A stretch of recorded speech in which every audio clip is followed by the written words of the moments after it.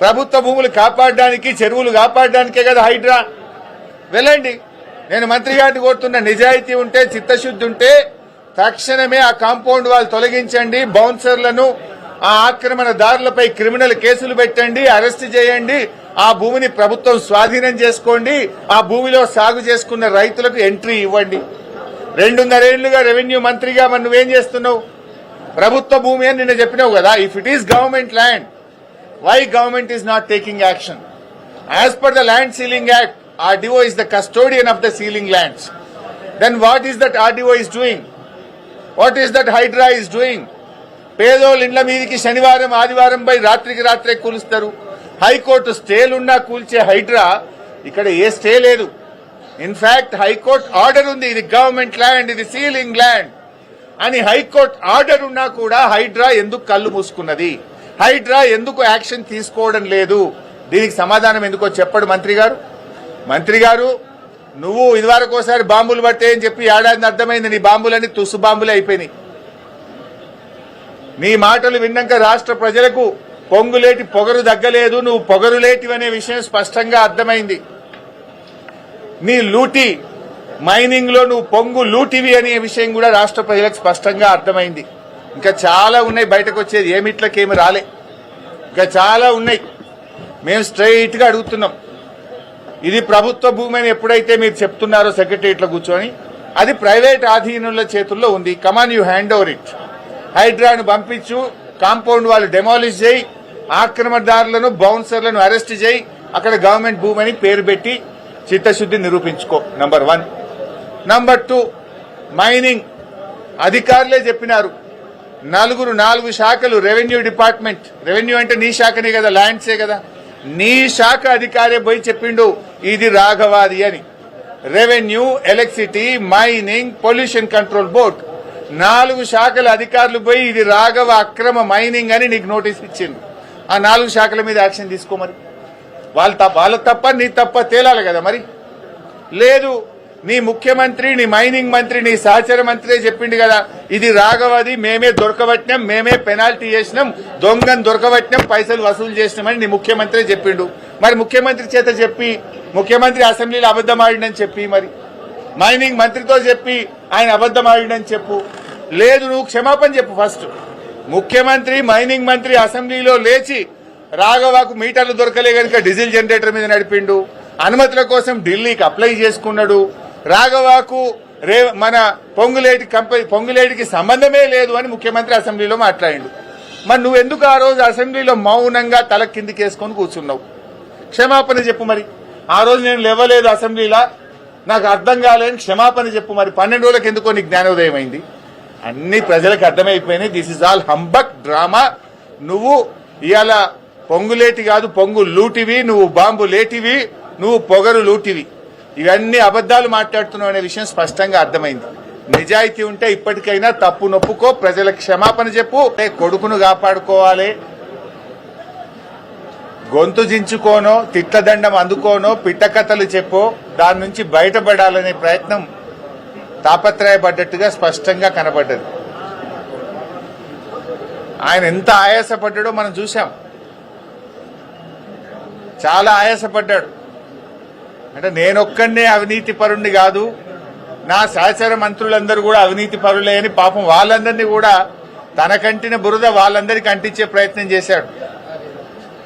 జూపల్లి కృష్ణారావు గారి కుంభకోణాన్ని ఆయనే బయటపెట్టాడు. ముఖ్యమంత్రి కుటుంబ సభ్యుల టెండర్ల కుంభకోణాన్ని ఆయనే బయటపెట్టుకున్నాడు. బట్టి విక్రమార్క గారి ఆర్థిక శాఖలో బిల్లులు ఇయ్యడానికి పర్సంటేజీల కుంభకోణాన్ని ఆయనే గుర్తు చేశాడు. అంటే ఈ రాష్ట్రంలో జరుగుతున్న అవినీతి కుంభకోణాల చిట్టా చదివి, అరే నన్ను ఒక్కనే కాదు నా చుట్టూ ఉండే మంత్రుల కుంభకోణాలను కూడా రాష్ట్ర ప్రజలకు చెప్పే ప్రయత్నం చేసినాడు. అంటే ఆయన తాపత్రయము, ఆయన ప్రయాస అంతా కూడా నేనొక్కనే కుంభకోణాలు చేయలేదు, నేనొక్కనే అవినీతి పరుణ్ణి కాదు, రాష్ట్ర కేబినెట్ లో చాలా మంది ఉన్నారని తన బురద అందరికీ అంటించే ప్రయత్నం చేసినట్టుగా నిన్న ఆయన ప్రయత్నం కనబడ్డది. ఇలా నిన్నటి ప్రెస్ మీట్ తో రాష్ట్ర ప్రజలకు ఒకటైతే అర్థమైంది, ఆయన పొంగులేటి కాదు పొంగు లూటి అనేటువంటి విషయం చెప్పకనే చెప్పిండు నిన్న. ఇప్పుడు ఇష్యూ సింపుల్ బై ఇవాళ క్రషర్ కు సంబంధించి శాసనసభలో స్వయంగా రాష్ట్ర ముఖ్యమంత్రి చెప్పిండు. ఏం చెప్పిండు ముఖ్యమంత్రి? అరే మా మంత్రి గారి కంపెనీ రాఘవ కన్స్ట్రక్షన్ లో జరిగిన అవినీతిని అవకతవకల్ని మా అధికారులే గుర్తుపట్టారు, మీరేం బయటకు తీయలే ప్రతిపక్షము, మా అధికారులు మేమే గుర్తుపట్టినాం, మేమే పెనాల్టీ వేసినాం, మేమే పైసలు కట్టించినామని ముఖ్యమంత్రి శాసనసభలో స్పష్టంగా చెప్పారు. మైనింగ్ మంత్రి గారు ఏం చెప్పిండ్రు అదే అసెంబ్లీలో?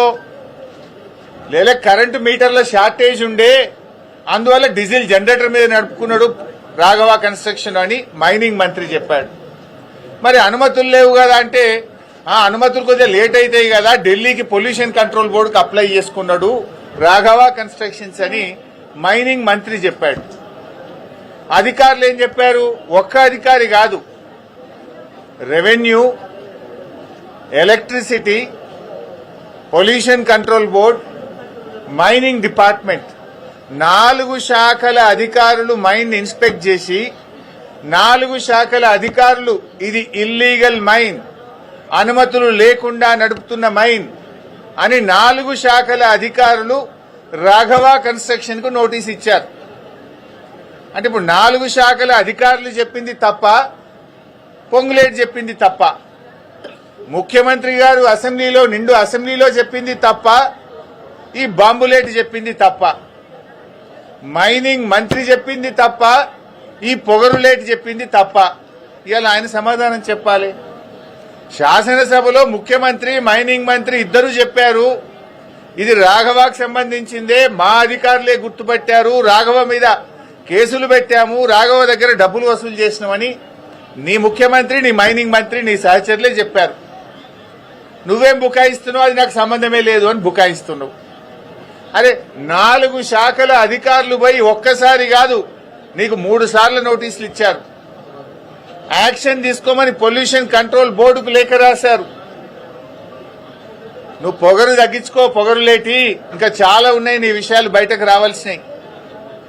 శాసనసభలో మరి నువ్వు ఎందుకు లేచి మాట్లాడలే? నువ్వు ఉన్నావు కదా అక్కడనే. నీ ముఖ్యమంత్రి గారు లేచి ఇది ప్రతిపక్షం దొరకవట్లే, ఈ దొంగతనం మేమే దొరకబట్టినాం, ఈ దొంగతనాన్ని మేమే నోటీసులు ఇచ్చినాం, మేమే పెనాల్టీలు వేసినామని నీ ముఖ్యమంత్రి చెప్తుంటే నువ్వు పక్కనే కూర్చున్నావు కదా. ఇది నాది కాదు అని అసెంబ్లీలో నువ్వు ఎందుకు లేచి నిలబడి చెప్పలేదు? నీ మైనింగ్ మంత్రే లేచి రాఘవకు అనుమతులు లేవు, రాఘవ అనుమతుల కోసం ఢిల్లీకి అప్లై చేసిందని చెప్తే అసలు రాఘవకు మైనే లేదని నువ్వు అసెంబ్లీలో లేచి ఎందుకు చెప్పలేదు? నువ్వు అసెంబ్లీలో ఉన్నావు కదా, నా పక్క సీట్లనే కూర్చున్నావు కదా, మరి ఆ రోజు ఎందుకు లేవలేదు? 12 రోజులకు గుర్తొచ్చిందా నీకు మైన్ లేదని? ఇదంతా బుకాయించే ప్రయత్నం, మసిబూసి మారేడుగా చేసే ప్రయత్నం. ఆ మైన్ నీది కాకపోతే అక్కడ కంటైనర్ మీద రాఘవ కన్స్ట్రక్షన్ అనే పేరు ఎందుకున్నది? ఆ కంటైనర్ మీద కాంగ్రెస్ పార్టీ జెండా ఎందుకు పెట్టిండ్రు? బీఆర్ఎస్ పార్టీ బయటకు తీయంగానే ఆ రాఘవ కన్స్ట్రక్షన్ కు పెయింటింగ్ వేసి కనబడకుండా ఎందుకు చేసిండ్రు? కాంగ్రెస్ పార్టీ జెండా ఎందుకు బీకేసిందో సమాధానం చెప్పాలి కదా. నువ్వు నీ కంటైనర్ మీద నీ పేరుంటది, మీద కాంగ్రెస్ పార్టీ జెండా ఉంటది. పొల్యూషన్ కంట్రోల్ బోర్డులో నోటీస్ ఇస్తే, మైనింగ్ డిపార్ట్మెంట్ నోటీస్ ఇస్తే నీ ఉద్యోగి రిసీవ్డ్ అని సంతకం పెట్టి డేట్ వేసి ఫోన్ నంబర్ పెట్టి రాసిచ్చిన డాక్యుమెంటే కదా నేను అసెంబ్లీలో చూపించింది. మరి ఇప్పుడు చెప్పు, ఎవరు తప్పు? ముఖ్యమంత్రి తప్ప? చెప్పు, నా ముఖ్యమంత్రి అబద్దం చెప్పిండు అసెంబ్లీలో అని చెప్పు, మైనింగ్ మంత్రి అబద్దం చెప్పిండు అసెంబ్లీలో అని చెప్పు. నువ్వు కూడా అసెంబ్లీలో ఉన్నావు కదా, ముఖ్యమంత్రి మాట్లాడేటప్పుడు, మైనింగ్ మంత్రి మాట్లాడేటప్పుడు నువ్వు అసెంబ్లీలో కూర్చున్నావు.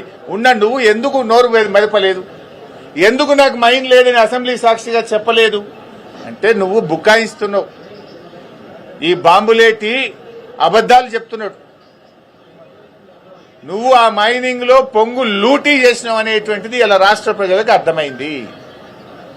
నువ్వు ఆ రోజే చెప్పాలి కదా. అదేవిధంగా నాదర్గుల్ భూముల విషయం, ఆ బీఆర్ఎస్ టైంలో రిజిస్ట్రేషన్ అయిందని ఒక చిల్లర కథ చెప్తున్నావు. నేను అందుకే చెప్పిన నిజాలు దాచి అబద్దాలు మాత్రమే మాట్లాడినామని. నిజమేంటిది? 2016లో ఈ భూములను నిషేధిత భూముల జాబితాలో పెట్టింది బీఆర్ఎస్ ప్రభుత్వం. ఆనాటి ఆర్డీఓ గారు ఈ భూములు కొల్లగొట్టే ప్రయత్నం చేస్తే 2016లో